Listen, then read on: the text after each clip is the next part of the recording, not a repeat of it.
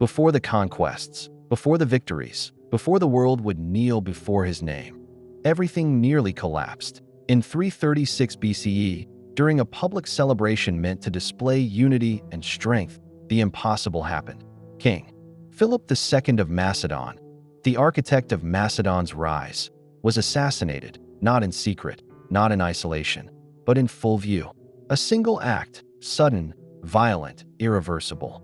In one moment, the man who had built one of the most powerful military states in the ancient world was gone. And with him, stability vanished. There was no gradual transition, no time to prepare, only shock. The system he had created depended on control, discipline, and authority, and now, its center had been removed. Around him, uncertainty spread instantly. Allies hesitated. Enemies watched. Because in moments like this, power does not wait. It shifts. And at the center of this unfolding crisis stood a young man, Alexander the Great. He had been trained for leadership, prepared for command, but preparation is not the same as reality. Now, there was no more time to learn, only time to act, because in the aftermath of a king's death, power does not remain empty for long. The death of Philip II of Macedon did more than remove a ruler. It destabilized an entire system. Macedon had not been held together by tradition alone. It was held together by strength, by control, by a leader who understood how to maintain both. Without that central force, fractures began to appear almost immediately. Inside the kingdom, the threat was clear. Power was now uncertain. And in the ancient world, uncertainty invites challenge. Rivals did not wait for permission. They waited for weakness. Potential claimants, political figures, and those with ambition saw an opening, a moment where authority could be contested. But the danger did not stop within Macedon. Beyond its borders, the Greek city-states watched closely. Many of them had been forced under Macedonian influence by Philip's campaigns. Their loyalty was not permanent. It was enforced, and now, with Philip gone, rebellion was no longer a risk. It was expected. The balance of power across the region was shifting. The structure that had once seemed stable now stood on uncertain ground. In this environment, hesitation was not neutral.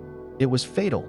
A single delay, a single sign of weakness, could trigger a chain reaction of revolts, invasions, and internal collapse. And at the center of it all stood Alexander the Great.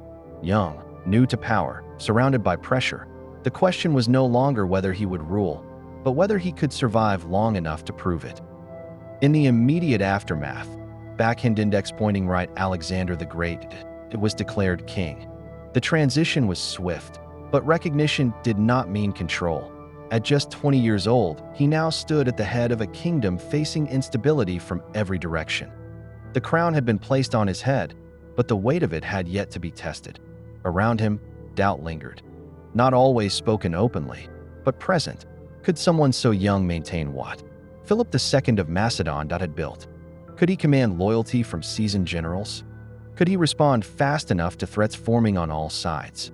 These were not theoretical questions. They were immediate realities. Allies watched carefully. Enemies watched even more closely. In such a moment, leadership is not proven over time. It is proven instantly.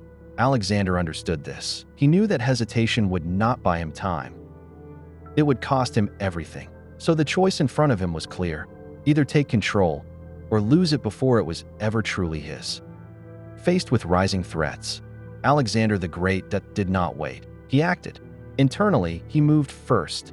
In a system where power could be challenged at any moment, potential rivals had to be dealt with quickly. There was no room for uncertainty, no space for competing claims. His actions were decisive, calculated, and necessary.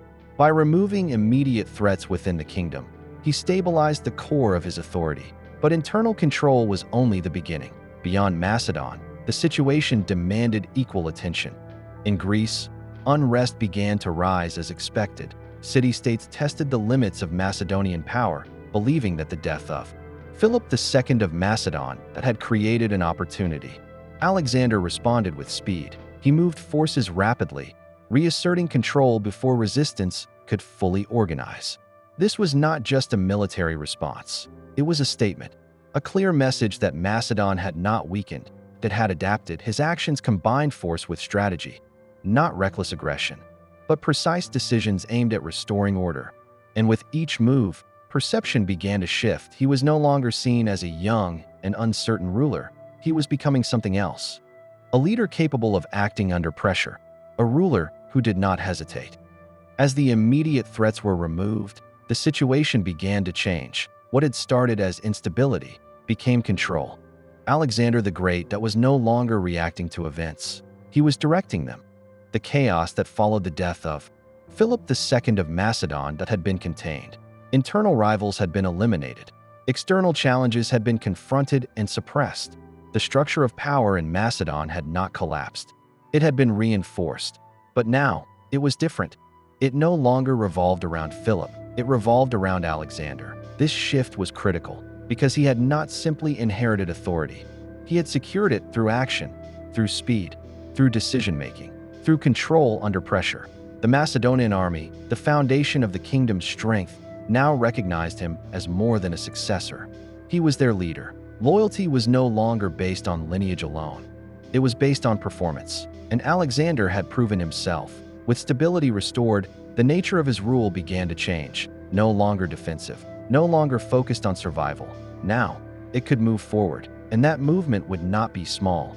It would be directed outward, beyond Greece, beyond Macedon, toward the vast lands once controlled by the Achaemenid Empire. What began as a moment of crisis had become a moment of consolidation. And from that consolidation, a new phase was about to begin. Not survival, not control, but conquest. Power was not given to him. It was tested, and he passed. If you want to see how Alexander the Great turns power into conquest, subscribe, because the next chapter is where history changes forever.